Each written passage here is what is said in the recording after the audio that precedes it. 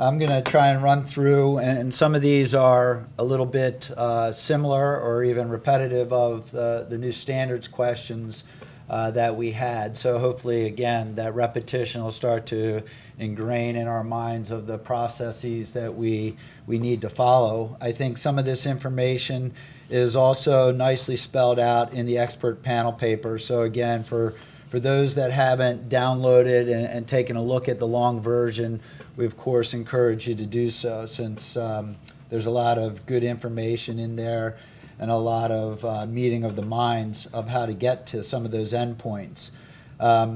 Scott and Randy, I think, talked a little bit about what do I need to report, kind of the very basic question. And there's, just like in the retrofit scenario, we get a decision support tree as well here. And I guess this will be distributed in the coming days, weeks for people to review. And I, like Scott, haven't perhaps got my head around all of these different elements.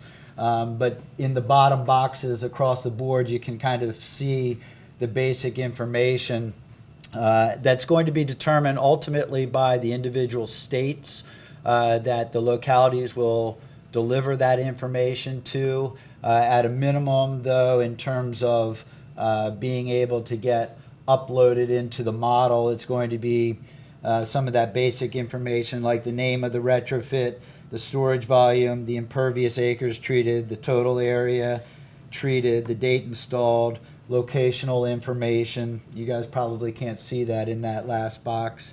And then the practice duration, okay? Another question that has come up and will continue to come up will be, what do I do with the historic retrofits that I have in my jurisdiction? And again, I think, I can't remember, Scott or Randy referenced the non-conforming type of terminology. And so there's basically two options that a jurisdiction can pursue. The first option is to let that retrofit ride in its current state, and that's going to get typically a low performance evaluation or removal rate for a given pollutant of focus.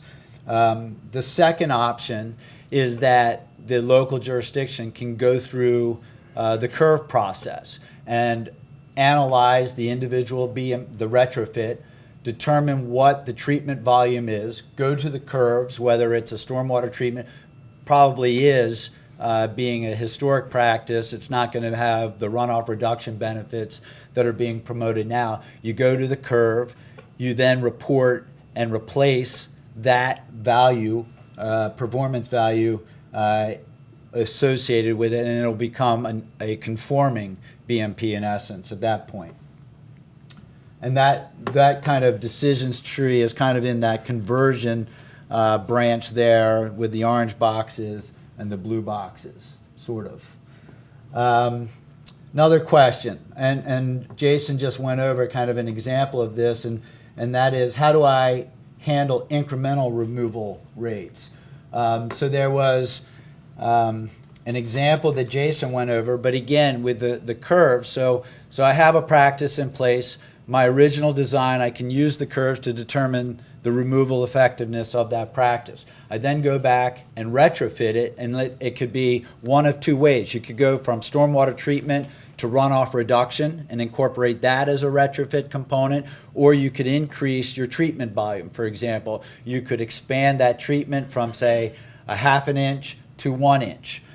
In both cases, you would get an incremental increase in your performance. And again, you would go to the curves, understand what that incremental increase in performance is, and then report that in the subsequent year as you report your inventory to the state holders of that information.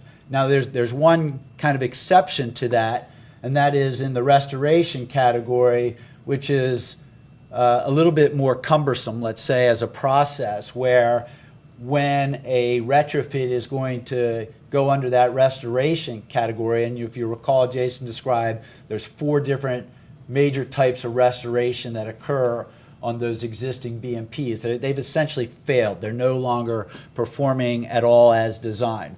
So when you do that, you have to have a year, what should we call it, a year review process. Penalty box. Yes, you go into the penalty box for a 1-year period where you're only able to report the lower performance capability. If you think about it, it already wasn't performing at all because it was essentially a failed practice. For this 1-year penalty box procedure, you get the lower performance capability of that practice, and then after that first year, you can go and take that incremental performance capability. Clear as mud. Okay, what happens if my retrofit uses both stormwater treatment and runoff reduction practices? Again, it's kind of a twofold answer. Perhaps the best way to do it is to treat each retrofit individually and to record or report the information associated with each BMP. However, in the new regulations for many states promoting distributed practices, micro-scale practices, you may have a great number of BMPs or retrofits on a given site. And so there may be this temptation to aggregate and say, I have a single site and a performance across that single site. And if that's the case, then the idea is to aggregate that. You can either do it formally in a quantitative manner and area weight the performance of the individual BMPs by type, or you can assume I have a preponderance or a majority of a particular type of BMP, and therefore I'm going to assume this type of performance. To whom do I report the data? And I think Scott had this graphic up. I think these are the same individuals at the state level. Again, I think keep track of this as individuals may change over time. And these people have the envious job of compiling all that information that the localities provide to them.